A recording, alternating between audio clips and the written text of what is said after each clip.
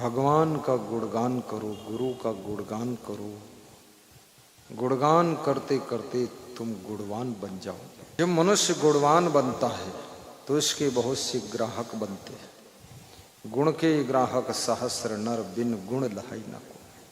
मिट्टी के अंदर पड़ा हुआ शक्कर का कण, उसमें मिठास का गुण है। इसलिए चींटी रेत के कण के भीतर से ढूंढ लेती है, शक्कर के कण को उठाकर ले जाती है।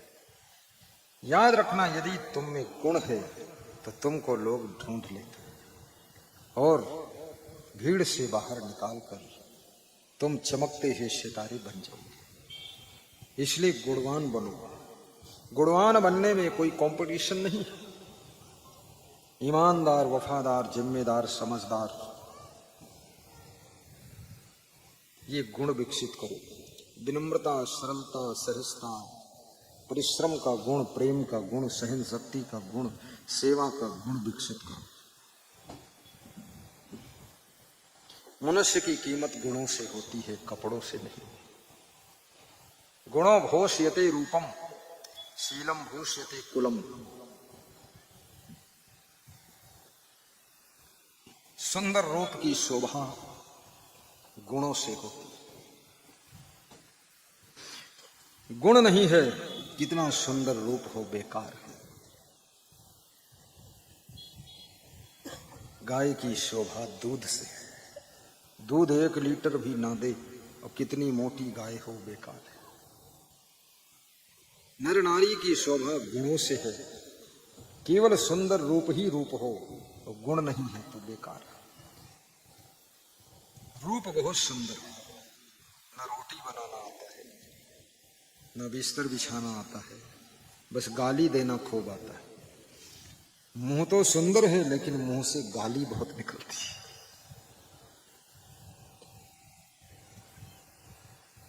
और गालियां उत्तर प्रदेश में देख लो, वहां भी गाली, छत्तीसगढ़ उड़ीसा में भी गाली। मैं तो अनेक प्रदेशों की गालियां सुन सुनकर बड़ा खुश रहता। छत्तीसगढ़ प्रदेश जाता, वहां की अब्बड़ गाली देती है औरतें, बड़बड़ बड़बड़ बोलती रहती। बस मजे की बात यह है, गाली केवल यूपी की समझता हूँ, बाकी देश की समझ नहीं पाता हूँ, पर सुन लेते। वो मुझको गाली नहीं देते, आपस में लड़ जाते तो गाली देते। तो मैं समझ नहीं पाता ये क्या बोल रही है। लेकिन गाली देने का जोश जब आता है तो चाहे पड़ोस में गुरु हो, चाहे भगवान हो, लेकिन गाली वो दे ही देती है। और स्त्रियां गाली देने में तो फर्स्ट नंबर है। डिक्टेंशन मार्क 98% नंबर लाती है। पुरुष लोग तो केवल 33% में ही पास होते हैं, 3rd डिवीजन। ये 1st डिवीजन बैठी है। मुंह की सुंदरता गाली से नष्ट हो जाती है। चेहरा सुंदर हो लेकिन मुखमंडल सुंदर है, पर मुख से निकले हुए शब्द भी सुंदर होना चाहिए। रूपवती होने के साथ में गुणवती भी बनो, कलावती भी बनो। रूपवान होने के साथ साथ गुणवान भी बनो। धनवान होने के साथ साथ महान भी बनो। धन के पीछे लोग इतनी अंधी दौड़ में लगे हुए हैं, कुछ पूछो ना। लोग अंधाधुंध धन के लिए दौड़ रहे हैं, और धन के लिए लोग कितने अवगुण करते हैं, कितने दुर्गुण करते हैं, कितनी खुराफात करते हैं, कितने बुरे काम कर लेते हैं। और धन धन धन, लेकिन धन पाकर भी सुखी नहीं होते। जब सुख मिलेगा जीवन में तो सुख केवल और केवल परस्पर के प्रेम से मिलेगा, गुणों से मिलेगा, आपकी कलाओं से मिलेगा। सुख धन से नहीं मिलता है, धन से केवल सामान मिलता है। सामान की भी जरूरत है, धन की भी जरूरत है, लेकिन याद रखना, अगर जीवन को धन्य बनाना चाहते हो, सुखी बनाना चाहते हो, तो अपने आप को धनवान बनाने के साथ साथ में गुणवान बनाइए, और अपने आप को महान भी बनाइए, अपने आप को विवेकवान भी बनाइए। मैं ये नहीं कहता हूं कि आप अपने मुंह में कोयला लगा कर आइए, नहीं नहीं, ठीक है, शरीर से भी आप सुंदर रहें, बहुत अच्छे दिखे, बढ़िया है, लेकिन गुण भी आपकी सुंदर हो। ब्यूटी पार्लर की दुकान में शरीर को सुंदर बनाया जाता है, बाल कटिंग करके थोड़ा पाउडर वाउडर लगाकर शरीर सुंदर हो। लेकिन ये मन सुंदर कैसे होगा, जीवन सुंदर कैसे होगा? जीवन को सुंदर बनाने का ब्यूटी पार्लर सेंटर कहाँ है? जीवन को सुंदर बनाने का ब्यूटी पार्लर सेंटर यदि कहीं है तो 2 दिन के लिए दौलत खेड़ा में खुला है सेंटर। इसी सत्संग से जीवन सुंदर बनता है। सुंदर वह जो सुंदर करई, गुरु कृपा भव सागर तरई। सुंदर वह जो सुंदर करई। आशीर्वाद है गुरु का, तुम्हारा शरीर भी सुंदर हो, वाणी मधुर हो, स्वभाव भी सुंदर हो, प्रभाव भी सुंदर हो, और आपके विचार भी सुंदर हो। सत्यम शिवम सुंदरम जीवन होना चाहिए। जीवन में सत्य भी हो, सुंदरता भी हो, और शिव माने अविनाशी परम तत्व का ज्ञान भी हो। जीवन केवल इतना ही नहीं है, ये शरीर तक जीवन लिमिटेड नहीं है, ये शरीर के बाद भी जीवन है, वो आत्मा का जीवन। शरीर के मरने के बाद भी तुम्हारी आत्मा की मृत्यु नहीं होती है। इसलिए लोग पूछते हैं कि हमारे पिताजी की आत्मा कहाँ गई। कोई पूछता है कि हमारी पत्नी की आत्मा की सदगति हो जाए, ऐसा कुछ कर देना। और कुछ लोग कहते हैं जब तक गया में पिंडदान ना करो तब तक आत्मा भटकती रहती है, और जब तक अस्थियां प्रयागराज में प्रवाहित ना करो तब तक आत्मा अटकी रहती है। कोई बोलता हरिद्वार में जा करके अपने माता पिता की अस्थियों के फूल वहां विसर्जित कर दो तो फिर उनकी मुक्ति हो जाती है। लेकिन याद रखना, ये सब आडंबर ही है। पिताजी मरे हैं दौलत खेड़ा में, अस्थियां विसर्जित कर रहे हो प्रयागराज में, हरिद्वार में पिंडदान कर रहे हो गया में, उससे कुछ नहीं होने वाला है। जीते जी स्वयं को भक्ति करना पड़ेगा, स्वयं को सत्संग सुनना पड़ेगा, स्वयं को जीवन को उज्जवल बनाना पड़ेगा, और स्वयं को तपस्या करनी पड़ेगी, तब ये आत्मा की सदगति हो। और जब आत्मा की सदगति हो जाती है तो याद रखना, इसके लिए स्वाध्याय भी कीजिए, धार्मिक ग्रंथों को रोज पढ़ा करो, हर समय मोबाइल में चिपके मत रहो। इस सत्संग में पुस्तक की दुकान आई है, वहां से सब पुस्तकें खरीद लो, छोटी छोटी बड़ी बड़ी पढ़ो, सार सार लिखा हुआ है। पुस्तक की दुकान से कंठी माला खरीद लो और पहन लो, पहने रहो, गुरु गुरु जपते रहो। उस दुकान से तुम गुरु के लॉकेट खरीद कर पहन लो। और शरीर को स्वस्थ रखने के लिए यहां श्री च्यवन आयुर्वेद की दुकान आई है। बड़ी इसमें प्रसिद्ध दवाइयां हैं, सिद्ध दवाइयां हैं, लेकिन मैं उसके बारे में प्रचार नहीं करता। एक भक्त मेरे पास आया और बोलने लगा, गुरुदेव लकवा का असर आ गया था मेरे ऊपर, और बीपी भी बहुत हाई रहता था। तो उसने कहा, मैंने उसमें एक दवाई च्यवन में आती है, बड़ा सा बोतल, कुछ नाम भूल गया मुझको, उसको कुछ बोलते हैं, भूल गया, क्या करूं, बड़ा बोतल है, इतना याद है। बोले उसके वो पुलिस का जवान था, बोला डिप्रेशन में रहता था, टेंशन में रहता था, बहुत परेशान था, 2 स्टार था, सब इंस्पेक्टर था। बोला 10 बोतल पिया हूं, 10 महीने में सारा रोग खत्म, बिल्कुल बलवान हो गया। तो उसका नाम ही भूल गया, मैं क्या बोलूं, लाइफ गार्ड एडवांस, उसने जानता नहीं दिया। तुमको याद है? करुण को दिया लाइफ गार्ड एडवांस, और बिना बीमारी के पिया जाता है एडवांस। एडवांस इसीलिए नाम लिखा, बीमार होने के बाद नहीं, एडवांस पियो।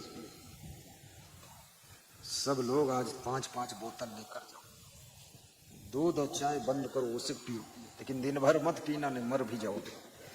हाँ, बस सुबह शाम भोजन के बाद जैसे पिया जाता हो उसमें देख लेना क्या लिखा, वेद बताएगा। लाइफ गार्ड एडवांस, ये नाम ठीक। चंद्र प्रभावटी भी बहुत शक्तिशाली है। जो जवानी खो चुकी है उसको वापस लौटाने की ताकत शिलाजीत चंद्र प्रभावटी रखती है। थोड़ी थोड़ी दवाई भी लेना पड़ेगा आपको। मैं देख रहा हूं यहां बहुत कमजोर लोग बैठे हैं, सबकी कमजोरी का आकलन कर रहा हूं। कुछ माताएं बहनें थोड़ा ज्यादा शरीर भारी हो गए। आज एक सज्जन मिलने के लिए आए तो मैंने पूछा कितना वजन है, बोले बहुत कम हो गया गुरुजी। अब तुमने कहा कितना है, बोले कुछ नहीं है। अरे कितना है ये बताओ, तो बोले 1 कुंटल 30 किलो अभी भी है। मैंने कहा तो कितना कम हुआ, बोले 1.5 कुंटल था 20 किलो कम हुआ। मैंने कहा 40 किलो और कम करो। बोले मैंने तो पापा से कहा था गुरुजी देखेंगे तुरंत कम करने को बोलेंगे। तो आप भी कम करने को बोल रहे हो, सब कम करने को बोल रहे हैं, बड़ी मुश्किल से इतना बढ़ा पाया। 1 कुंटल 30 किलो। उसके माँ बाप ने कहा इसने 5-6 काम किए हैं, 20 लाख रुपया डुबाया है, जो काम करता नीचे चला जाता है। बोले हर काम में ये डूब जाता पैसा, खाली शरीर में बढ़ा है बाकी कुछ नहीं पाया। याद रखना, बहुत शरीर का वजन भी बढ़ने ना पाए, बस थोड़ा घटाने में भी लग जाइए। अब कैसे घटेगा, कम भोजन करो, चबा चबा कर भोजन करो, भोजन की मात्रा कम करो, थोड़ा व्यायाम ज्यादा करो, पैदल भी ज्यादा चलो, मेहनत करो और गहरी नींद सोइए। और साथ में तेल चिकना समोसा कचौरी खाना कम कर दीजिए। बस यही उपाय है और कोई उपाय नहीं। ये उपाय अपनाना पड़ेगा। लेकिन वजन बहुत कम होने लग जाए तो भी चिंता का विषय है। कितने लोगों का वजन तो केवल 30 किलो ही है। 30 किलो मुंह से हवा फूंक दो फू उड़ गए चच्चूला, वो भी गड़बड़ है, बहुत कम वजन। थोड़ा 60 किलो तो होना ही चाहिए, 60, 65, 70 हो जा चलेगा। और भजन भी बढ़ाइए, ध्यान रोज लगाइए, ध्यान में बैठिए, आंखें मूंद करके ध्यान कीजिए। सुबह शाम थोड़ा शांति के लिए ध्यान भी कीजिए। गम खाना भी शुरू कीजिए। परिवार को जोड़ने का प्रयास भी कीजिए। ये परिवार बड़े सौभाग्य से मिला है। संभोजनम संकीर्तनम, परिवार के साथ में कभी कभी बैठकर भोजन भी करना चाहिए। संकथनम संप्रीतिश्च परस्परम, और परिवार के साथ में कभी कभी बैठकर बातचीत भी करना चाहिए। संकथनम संप्रीतिश्च, और परिवार के साथ में प्रेम भी करना चाहिए। और ज्ञात भी सहकार्याणि, और अपने जाति भाइयों के किसी भी कार्यक्रम में सहयोग भी करना चाहिए। जुट जाना चाहिए, आ जाना चाहिए। ज्ञात भी सहकारणी ना विरोधा कदाचन, और अपने फैमिली वालों का कभी विरोध नहीं करना चाहिए। विरोध करोगे तो अकेले रह जाओगे। देवरानी जेठानी भी एक दूसरे को सहयोग कीजिए। कितनी देवरानी जेठानी में तो आपस में इतना जलन है, ऐसे रहती है जैसे न्योला और सांप रहता है, एक दूसरे को देख करके फुफकारती है। ईर्ष्या और डाह का दुख है, जलन का दुख। किस्मत है जो तुमको देवरानी मिली है। नहीं, कितनी औरतों की तो न देवर है न देवरानी है, न जेठ है न जेठानी है, जो कुछ है स्वयं ही सावन भादो बनी।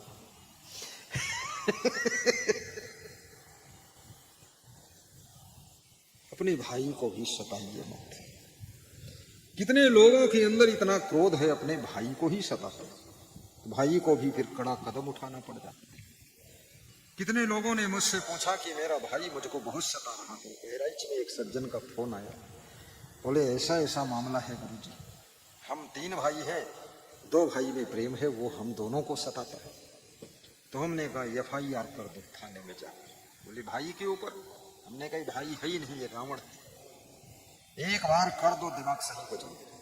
बोले सच बात गुरुदेव, आज ही कर दूं। हमने कहा तुरंत चले जाओ, अगर खेत जा रहे हो तो कुदाल धर दो, उधर चले जाओ, FIR करो। ये चंडाल ऐसे नहीं सुधरेगा। याद रखना सगा भाई जब उपद्रव मचाना शुरू करता है तो नीति कहती है उसको भी दंड का भागीदार बनाना चाहिए, ऐसे सुधरेगा नहीं। भगवान राम ने रावण को बहुत क्षमा किया, क्षमा किया, क्षमा किया, लेकिन लिमिट से ज्यादा जब रावण ने उदंडता कर दी तो राम भगवान ने भी उसे दंड दिया, मृत्यु दंड दिया। इसलिए दंड का प्राविधान है धृत दंडम विकारिषु पारिच्छ कारणम अत्यंत धीरम श्री निर्सेवते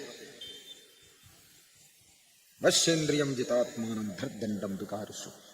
विदुर नीति कहती है कि जो व्यक्ति गलती करने वालों को उचित दंड देना जानता है, अपने चंचल मन को काबू रखना जानता है, वश्येन्द्रियम अपनी इंद्रियों को वश में रखना जानता है, और जिसके वास में विषम परिस्थितियों में धैर्य बहुत रहता है, वह व्यक्ति लक्ष्मी का अधिकारी बनता है, और लक्ष्मी का अधिकारी बनता है। ये लक्ष्मी ऐसे वैसे लोगों को नहीं मिलती। सन्यच्छति यो वेगम मोत्थितम क्रोधा हर्षयो सा श्रियो भाजनम राजन यस्य तापत्स न मुह्यति। विदुर जी कहते हैं धृतराष्ट्र, जो व्यक्ति क्रोध के आने पर, गुस्सा के आने पर भी क्रोध नहीं करता है, क्रोध को जहर के घूंट जैसे पी जाता है, और जो व्यक्ति हर्ष होने पर, खुशी होने पर, चुनाव जीतने पर, धन का लाभ होने पर, शादी होने पर हुल्लड़ नहीं मचाता है, बहुत बड़ी धमाल नहीं मचाता है, अपनी खुशी को भी हजम करता है। याद रखना, चुनाव जीत जाओ तो धमाल मत मचाओ। धमाल मचाओगे तो जो चुनाव हार गया है उसके दिल पर बहुत चोट लगेगी। वो चोट में व्यथित होकर, दुखित होकर वो कोई गलत कदम उठा सकता है, तुम्हारे बच्चे की गर्दन ऐंठकर मार डालेगा तो तुम क्या करो। इसलिए हारना ही उसके लिए बहुत दुख है।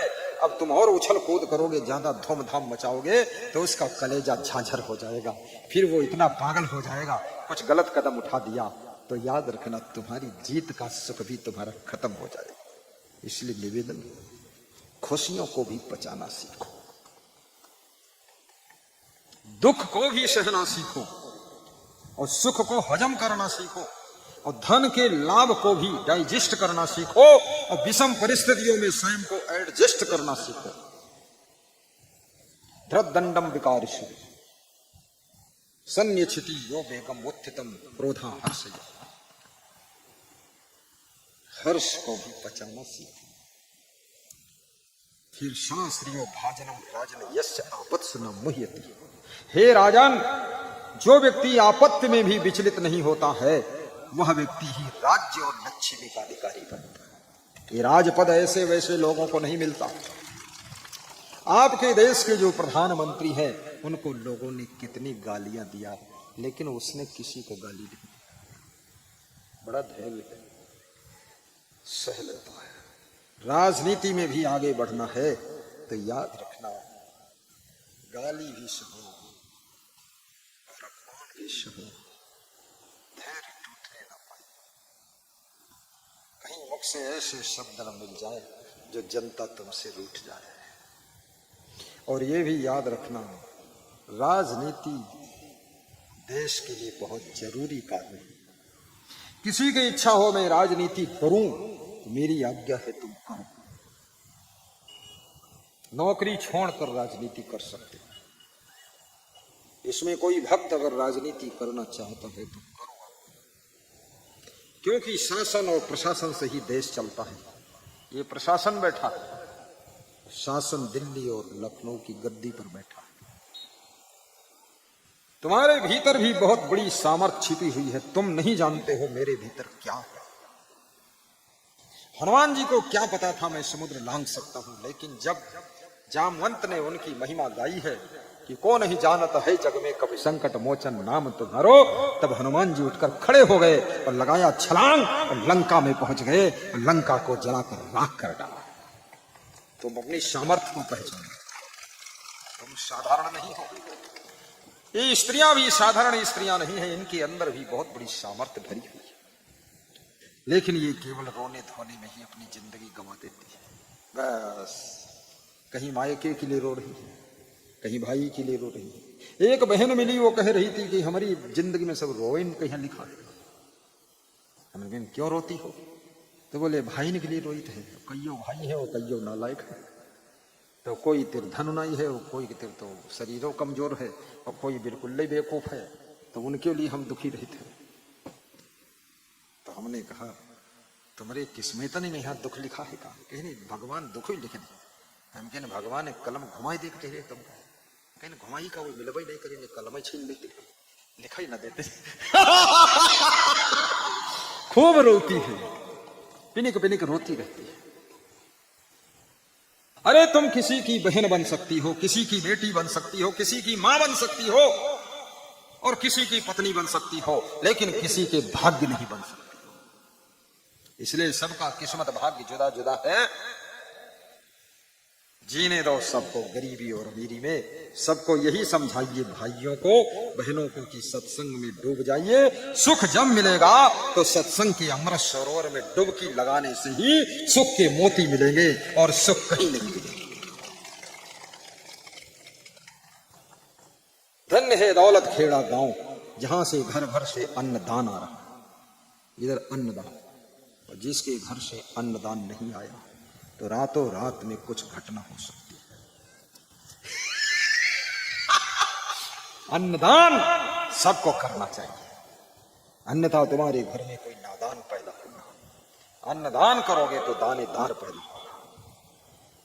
अन्नदान सबको करना चाहिए। धन दान, अन्नदान, बुद्धिदान, क्षमादान, प्रेम दान, वस्त्रदान, रक्तदान, समयदान, नेत्रदान, श्रमदान, सारे संसार में दान का ही प्रभाव है। आप सबका जीवन मंगलकारी हो। सत्संग धीरे धीरे समापन लीला की ओर जा रहा है। सब सुखी हो, सब प्रसन्न हो, सबका कल्याण हो। अब मैं खड़े होकर प्रवचन सुनाने जा रहा हूं, भीम की गदा उठाने जा रहा हूं। ये बंद होगा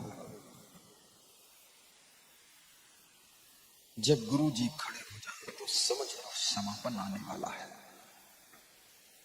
तुम सब बैठे रहो, तुम थक जाओ, खड़े होने का मन है, खड़े हुए कि बड़े हुए। जिसका मन है, किसका मन है? जिसका मन है। थोड़ा खड़े हो जाओ, अकड़न जकड़न खत्म हो जाए, सब लोग खड़े ही हो जाओ। आज एक नया अध्याय खड़े खड़े प्रवचन से, ठीक है? तेरे दरबार से भगवन न खाली हाथ जाऊंगा। तेरे एक एक मन में मनोकामना कर लेना, पूरी होगी आपकी। न खाली गाइए। तेरे दरबार से भगवन न खाली हाथ जाऊंगा। तेरे दरबार से भगवन न खाली हाथ जाऊंगा। न खाली हाथ जाऊंगा, न खाली हाथ जाऊंगा। कमल पद छोड़ बतलाओ। भगवान से पूछ रहा है भगत, गुरु से पूछ रहा है शिष्य, क्या? कमल पद से काम नहीं चलेगा, कमल पद से काम चलेगा। जिनके चरण कमल चरण है, जिनके नयन कमल नयन है, नयन कमल, पद कमल, कर कमल, हृदय कमल, जीवन कमल, उन्हीं के पद कमलों से मनोकामना पूर्ण हो। पद कमल का मतलब जिसके पैर कभी गलत मार्ग पर चलकर नहीं गए हैं, जिनके हाथों से कभी पाप कर्म नहीं हुए हैं, वे कर कमल हैं। जिनकी आंखों से गलत कभी दर्शन नहीं हुआ, वो नयन कमल है। और जिनके हृदय में कभी कोई गलत विचार नहीं आते हैं। वो हृदय कमल है और जिनकी जिंदगी परमार्थ में डूबी हुई है उनका जीवन ही कमल है, जीवन ही कमल है। बोलिए सदगुरु जोर से ताली भगवान बजाओ। की जय, और ढीला पूज्य खाना संग देव की जय। कमल पद छोड़ बतलाओ कहाँ मैं नाथ जाऊंगा। कमल पद छोड़ बतलाओ कहाँ मैं नाथ जाऊंगा। कहाँ मैं नाथ जाऊंगा, कहाँ मैं नाथ जाऊंगा। कमल पद छोड़ बतलाओ कहाँ मैं नाथ जाऊंगा। बड़ी हसरत लगी दिल में तेरे मैं द्वारे आया हूँ। दया की भीख बिन पाए न दीना नाथ जाऊंगा। दया की भीख बिन पाए न दीना नाथ जाऊंगा। तेरे दरबार से भगवन न खाली हाथ जाऊंगा। सब सुखी हो, सबका कल्याण हो, सबको सद्बुद्धि मिले। महामंगल आरती सबके पास पहुंचा दी। समापन का मंत्र बोलूंगा। यहाँ एक परिक्रमा पथ बना हुआ है। 84 कोसी परिक्रमा का जो फल मिलता है, 14 कोसी परिक्रमा करने से जो फल मिलता है, यहाँ एक परिक्रमा से वो फल मिल जाएगा। इस साइड से उस परिक्रमा से आओगे, गुरु पर चढ़कर गुरु तुम्हारे सिर पर मोर पंख का स्पर्श करेगा और फिर उधर उतर जाओगे। और अपने जीवन में याद रखना, कभी समय निकाल कर थोड़ा परोपकार भी कर देना।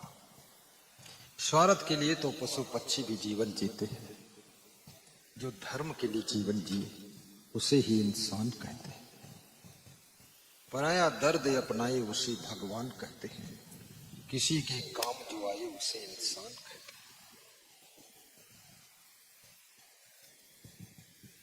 धन्य हो ऐसे किसने भक्त हैं जिन्होंने दौलत खेड़ा से पहले भी कहीं दर्शन किया है? दोनों हाथ उठाकर बताओ। बहुत थोड़े लोग हैं, ज्यादा से ज्यादा 100 लोग हैं जिन्होंने पहले दर्शन किया। जिन्होंने पहली बार दर्शन जीवन में पाया है वो हाथ उठाओ। ओहो 90% नीचे कर लो। अपने अपने गांव में भी प्रोग्राम कराना। आज मैं एक गांव में पधरुनी गया था, श्री सुरेंद्र कुमार के यहाँ। कहाँ है सुरेंद्र? वो पीछे खड़े हैं, पति पत्नी। बहुत सेवा किया, सबको खीर खिलाया और उनका भी मन है हम भी कभी प्रोग्राम करेंगे। उनके साड़ू भाई श्री बैजनाथ जी, रीता रानी प्रोग्राम करा चुकी है, फिर इच्छा है मलिहाबाद में प्रोग्राम करो। सत्संग कराने से बहुत आत्माओं का कल्याण हो जाता है। सर्वे भवन्तु सुखिनः, सर्वे सन्तु निरामयाः, सर्वे भद्राणि पश्यन्तु मा कश्चित् दुःखभाग् भवेत्। ध्यान मूलम गुरुमूर्ति, पूजा मूलम गुरुपदम, मंत्र मूलम गुरुवाक्यम, मोक्ष मूलम गुरु कृपा। गुरु कृपा से मोक्ष होता है। बड़ा सुंदर पर्चा आया है सभी भक्तों के लिए। 20 मिनट के बाद पूरी सब्जी की व्यवस्था है। कमाल है, पंडाल में ही सभी प्रसाद ग्रहण कर लेंगे। कमाल है, पूरी और सब्जी गजब है। मेरा भंडारा तो आश्रम में बनता है, वही सामान पहुंच गया, आपको यही मिल जाएगा। बस घर में चूल्हा जलाने की जरूरत है। बहुत अच्छा भंडारा होगा। बड़ी श्रद्धा से इन्होंने प्रोग्राम किया है। श्री लाल जी, श्रीमती सुहासिनी देवी ऊपर व्यास गादी पर आकर महामंगल आरती का पुण्य प्राप्त करेंगे। श्रीमती उषा देवी, श्री रघुनाथ जी उन्नाव से आपने प्रोग्राम मांग किया है कि मुझे भी 2-3 दिन का सत्संग दीजिए। प्रसादी खेड़ा के महान भक्त श्री सरविंद यादव जी, रेखा रानी ऊपर आकर अपना पोस्टर सबको दिखा दे और पर्चे भी बांट दे। ये न्योता दे रहे हैं 30 और 31 अक्टूबर को इनका बहुत बड़ा कार्यक्रम है प्रसादी खेड़ा लखनऊ शहर में। आप इनके कार्यक्रम में भी आना। 30-31 अक्टूबर और प्रवचन का समय 5 बजे से 8 बजे रखा है। धन्य हो। श्री अरुण कुमार वर्मा, श्रीमती माधुरी देवी वर्मा पटेल साहब भी कार्यक्रम कर रहे हैं भवानीगढ़ में। उनके कार्यक्रम की डेट 7-8 अक्टूबर है और प्रवचन उनके यहाँ 6 बजे से 9 बजे रात्रि है। उसमें वो न्योता देने के लिए खड़े भी। आ जाओ, इस साइड आ जाओ। ये अरुण पटेल है, उधर आ जाओ। ये भी कार्यक्रम ले चुके हैं। इनके ही कार्यक्रम में मैं परसों पहुंचूंगा। बहुत बड़ी ये प्रसादी खेड़ा का उधर दिखाओ बेटा। ये सरविंद यादव का बेटा आपको पोस्टर दिखा रहा है। ऐसा पोस्टर देखो, पिताजी खड़े हैं, बच्चे के पिताजी। ये बहुत बड़े भक्त हैं, ये साधारण नहीं। ये पति पत्नी मुझको ढूंढते ढूंढते लखीमपुर पहुंच गए और मैं उस समय बड़ी शांति से रह रहा था। इनको देखा तो मैंने कहा, अरे तो महान भक्त आत्मा कोई आई। तुरंत मैंने इनसे बातें किया, इनको खिलाया पिलाया, तब से ये महाभक्त बन गए। बहुत श्रद्धा है। दोनों पति पत्नी निवेदन कर रहे हैं कि इनके प्रोग्राम में भी आप सब लोग आना। ठीक है, तारीख पढ़ लो। साहिब बन गए। ठीक है, अब आरती करो। उतरो मत, रेखा जी यही आरती कर लो। सुभाषिनी जी अपने पति के साथ जोड़े से आरती करें। थाल पकड़ लो बेटी, पति पत्नी। ये बेटी भी प्रसादी खेड़ा की ही बेटी है और मेरे को तो खुशी है बहुत। सब तरफ चारों दिशा जगीरी में, मन लगो मेरे यार फकीरी में। हाथ कमंडल, बगल में सोटा। कमंडल वंडल तो पकड़ता नहीं मैं सोटा पकड़ता। हाथ में माइक और साथ में पंडाल मंडप। चारों दिशा जगीरी में, मन लगो मेरे यार फकीरी में। ये कमंडल वंडल का काम नहीं है और ना तो सोटा पोटा का काम है। बस हमें पंडाल का काम है, माइक का काम। वही लेकर चलता हूँ पंडाल। ये सारी व्यवस्था मेरे साथ में आई है, सब सिस्टम, ये सब लालजी राम के भाग्य से। अब हाथ जोड़ लो भाव से और खड़े हो जाओ श्रद्धा से और चप्पल जूता उतार के उसी के ऊपर खड़े हो जाओ। चाहला है ना, पहने पहने मत रहना, उमस पाँव निकाल लो, उसके ऊपर धर लो, होशियारी करो। आइए ऊपर आइए। नित्यदानी भी बनो। नित्यदानी बनने से मनोकामना पूर्ण होती है, गरीबी दूर होती है, घर में सुख शांति आती है। देखिए एक भक्त नित्यदानी भक्त आया। दरोगा जी बैठना, जाना। तुम तो पहने रहो, तुम्हारा पुलिस विभाग है, तुम्हें कोई चिंता नहीं। ये सबके लिए रोल नहीं होता है। कोई यहाँ बदमाश आ जाए, रपटे हो कैसे जूता निकाल दे, तुम पहने रहो। संकोच लग गया। ये नया दान पात्र लिए जा रहे, नए दानी बन गए। आइए, क्या नाम तुम्हारे साथ है? सोहनलाल। सोहनलाल, ताली बजाओ सोहनलाल के लिए। आज से नित्य नए दानी बन गए। देखो सबके घर में दाल का डिब्बा है, मिर्चा का डिब्बा है, नमक का डिब्बा है, शक्कर का डिब्बा है, चाय का डिब्बा है, लेकिन दान का डिब्बा नहीं। जिस दिन दान का डिब्बा पहुंचेगा उसी दिन घर में खुशियां भी पहुंचेंगी। इनका भाई दीपक नित्यदानी, देखो इसका पैसा आ गया। ताली बजाइए, वर्षा हो रहा। श्री दीपक रावत का ये नित्यदान का पैसा आया। ताली बजाओ। बूंद बूंद से घड़ा भरी जावे, जन्म जन्म के दुख बिसरावे। मंगल भवन अमंगल हारी, जय जय जय गुरुदेव तुम्हारी। नित्य दान करई जो कोई, दुख दारिद घर में नहीं होई।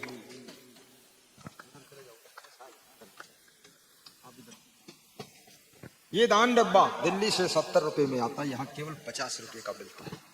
उधर भी शायद मिलेगा, इधर भी मिलेगा, लेकिन ऐसे मत ले जाना। गुरु के हाथ में छुआना और पहला दान गुरु से डलवाना, तब इसमें डिब्बा में शक्ति आएगी। ऐसे तो बहुत डब्बा है, ऐसे कर लेना, ठीक। और फिर गुरु के पास साल में 1 बार 2 बार बार बार दर्शन करो और गुरु को दान पात्र लाकर अर्पित करो। ये पैसा भंडारा में लगेगा, ये पैसा कुंभ मेला के भंडारा में लगेगा, ये पैसा तीर्थों के भंडारा में लगेगा, ये पैसा धर्म प्रचार में लगेगा, ये पैसा कुछ स्वार्थ में नहीं लगेगा। साहिब बंदगी बोलो, बोलो जोर से बोलो, साहिब बंदगी। नहीं मानूंगा ये बंदगी, इसमें कोई जिंदगी नहीं है, मरी बंदगी है। फिर से जोर से बोलो, साहिब बंदगी। हाँ, आप जिंदा बंदगी है। अब एक बात और, जय श्री राम बोलो जोर से, जय सीताराम बोलो, भारत माता की। क्या बोला, दौलत खेड़ा में सब जिंदा लोग आए, मुर्दा कोई नहीं।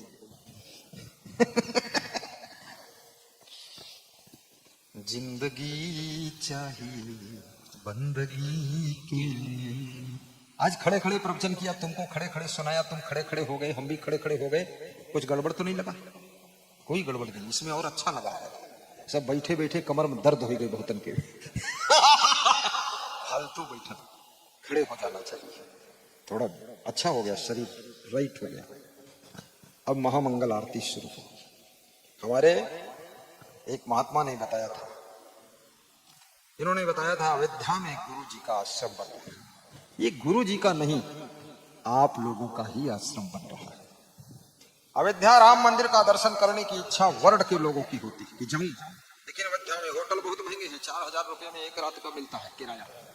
और जब आश्रम आपका बन जाएगा ना, तो 10,000 लोग वहां सो सकेंगे और किराया भाड़ा की बात नहीं होगी, साफ सफाई का खर्चा देते रहो बस। इतना 4-4 हजार 1 रात का पैसा हमारा भगत नहीं दे पाएगा, लेकिन 200-400 रुपये दे दी, झाड़ू वाड़ू लगाओ बैठ के कि साफ सफाई हो जाए, सफाई कर्मी के वेतन निकल जाए। तो इसलिए आश्रम बन रहा है कि तुम कभी अयोध्या आओ, हड़बड़ी ना रहे, सीधे आश्रम आइए, झोला रखिए, फिर नाश्ता कीजिए, फिर आराम से भगवान का दर्शन करो। और ज्यादा भीड़ है तो अगले दिन दर्शन करो आराम से। और मैं भी वहीं मिलूंगा, प्रवचन सुनाऊंगा, ध्यान कराऊंगा और तुम्हारे भोजन भंडारे का इंतजाम करूंगा। और जो तुम थोड़ा बहुत दान दोगे ना, हम खीर पूड़ी बनवा देंगे, और ज्यादा दान दोगे तो जलेबी समोसा बनवा देंगे, और बिल्कुल नहीं दोगे तो खिचड़ी बनवा देंगे। लेकिन सेवा होगी आपकी। खिचड़ी उचड़ी तो बहुत कम बनवाता है, ऐसा कोई भाग्य है नहीं गड़बड़ जो खिचड़ी पे बहुत टॉप का भंडारा बनेगा। हाँ, पनीर शाही पनीर बनेगा, बहुत बढ़िया भंडारा बनाता। क्योंकि मुझे मालूम है भगवान और देवी देवता ये सब माताओं बहनों के अंदर, पुरुषों के अंदर ही हैं, अलग से देवी देवता कोई नहीं। 33 करोड़ नहीं, अब 145 करोड़ देवी देवता हमारे भारत देश में रहते हैं। हाँ, ऐसा। तो इसके लिए क्या करना है? देखो हमारे प्रबंधक जी अयोध्या के खड़े, उठाओ ऊपर इसको, ये देखो सेवा बुक है। भगवान राम को लंका जीतना था तो रामा दल तैयार किया था। गोवर्धन पहाड़ जब कृष्ण को उठाना था तो ग्वाल वालों का सहयोग लिया था। याद रखना, ये आश्रम रामा दल बनाना है तो आपका भी इसमें जामवंत बनकर काम आपको करना है, नल नील अंगद बनना है। एक एक ऐसी सेवा बुक और ऐसा पेन लेकर जाना है और अपने मेहनत से दान इकट्ठा करना है। आज हमारे पास में शिव कुमार सिंह, वीणा देवी सिंह राजाजीपुरम से आए, 1,30,000 रुपए इसका दान लेकर आए। 1,30,000। उनका कहना है 5 लाख इकट्ठा करके दूंगा, एक कमरा हम लोगों के लिए बना देना बड़ा सा, ताकि हम 20-25 लोग सो जाए। मैंने कहा मैं तो 10 बना दूंगा, तुम लाते रहो बनाता रहो। और कल गुप्ता जी आए थे, घनश्याम गुप्ता, 54,500 इसका इकट्ठा करके लाए थे। मैं कहता हूं 54 छोड़ो, 1,30,000 छोड़ो, तुम केवल 2-4 हजार ही इकट्ठा करो। क्यों नहीं इकट्ठा होगा? इतना थोड़े गए गुजरे हैं आप, कुछ तो प्रभाव है आपका, कोई तो मानता है आपको। इसलिए एक एक सेवा बुक गुरु के हाथ से ले लेना। कब लेना? जब लेना, तब लेना, अब लेना। पहले महामंगल आरती करो, उसके बाद तब लेना। ठीक है? कहो ठीक है। हाँ, बहुत चुप्पे न रहो, डराओ ना, हिम्मत कर। लेना चाहिए। बहुत गजब काम करना है, और मुझे जो भी करना है सब इन संतों के लिए करना है और आपके लिए करना है, क्योंकि मैं फैमिली वाला साधु नहीं हूं, ना पत्नी ना पतना, कुछ नहीं। परिवार वाला साधु नहीं, भैया भतीजा लफड़ा फफड़ा, कुछ नहीं। बिल्कुल साफ सुथरा।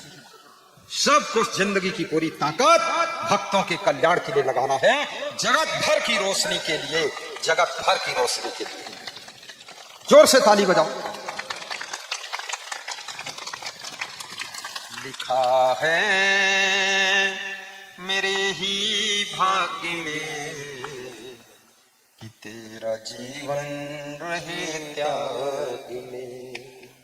करोड़ों की जिंदगी के लिए जगत भर की रोशनी के लिए।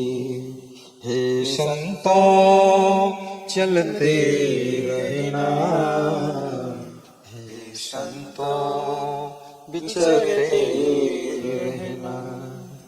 मेरे भाग्य में ही है कि मैं आपके सोए भाग्य को जगाऊं। इसलिए अभी एक कोई बोल रहा था, गुरुजी गरीब के घर भी चले जाते। मेरे को कोई गरीब दिखता ही नहीं। सबसे अमीर वो है जिसके पास में भक्ति रूपी संपत्ति है, उससे बड़ा धनवान कौन है? ये लाल जी हमारा सबसे प्रिय, इसके पास में भक्ति की दौलत है, इसलिए मैं आया हूं इनके कहने से। और मैं बताऊंगा नहीं, ये सारी व्यवस्था 9-10 गाड़ियां इनकी सेवा में लगी है, बड़े बड़े ट्रक, ये पंडाल, ये लाइट, ये जनरेटर, वीडियो कैमरे, साउंड सिस्टम, ये सब कुछ कितने पैसों में आया है बता दूंगा तो तुम भी नहीं दोगे कभी पैसे। केवल और केवल 55,000 में टोटल व्यवस्था इनको दी गई। 55,000 में ये इतने ट्रक कौन खड़ा करेगा? 25 कर्मचारी भी है, 4 दिन का उसी का वेतन 40,000 हो गया। इसका डीजल भी नहीं निकलेगा। डीजल जाने दो भाड़ में और लाल जी को आने दो आड़ में। हाँ और हंसता हूं, चिंता नहीं है, कुछ नहीं। देखिए, याद रखना, धर्म के लिए जब आदमी कदम उठाता है तो भगवान उसके साथ साथ में कदम मिलाता है। आइए पधारिए। देखो, एक भक्त महादानी 30 किलो गेहूं और 201 रुपए आश्रम अयोध्या के लिए दान किया। ताली बजा दो उसके लिए। ये प्रसाद लो भैया, ये सेव फल भी लाया। एक बेटी राजेंद्र कुमार दौलत खेड़ा 2 किलो चावल, 5 किलो गेहूं और 100 रुपये भी दान दिया। ले जाओ। ये देखो, केला खरीद कर जहां से लाए उसने भी दान भेजा। ये केवल केला नहीं, साथ में दान भी ले जाओ। ये गुरु केवल तेरा नहीं, ये गुरु मेरा भी। कितने लोग कपड़ा खरीदने गए मेरे लिए दुकान पर, कपड़ा वाले का मन पिघल गया, बोले छोड़ो कपड़ा का लफड़ा, ले जाओ, पैसा वैसा लूंगा नहीं। जब तुम इतनी सेवा कर रहे हो तो एक कपड़ा हम देते। मेरे ठहरने के लिए प्रसादी खेड़ा में, इधर आओ, गेस्ट हाउस है, गेस्ट हाउस। उसने कहा जब तुम गुरु को बुला रहे हो, सब खर्चा कर रहे हो, तो गेस्ट हाउस मेरी ओर से फ्री ऑफ कास्ट, 1 पैसा नहीं लूंगा, सेवा करो। इनके यहाँ गेस्ट हाउस में रहूंगा। मैंने कहा आश्रम में रहूं, आ जाऊं, तो बोले नहीं नहीं, दर्शन नहीं मिलेंगे, वहीं रहो गेस्ट हाउस में, बार बार दर्शन करूंगा। ठीक, बैठ।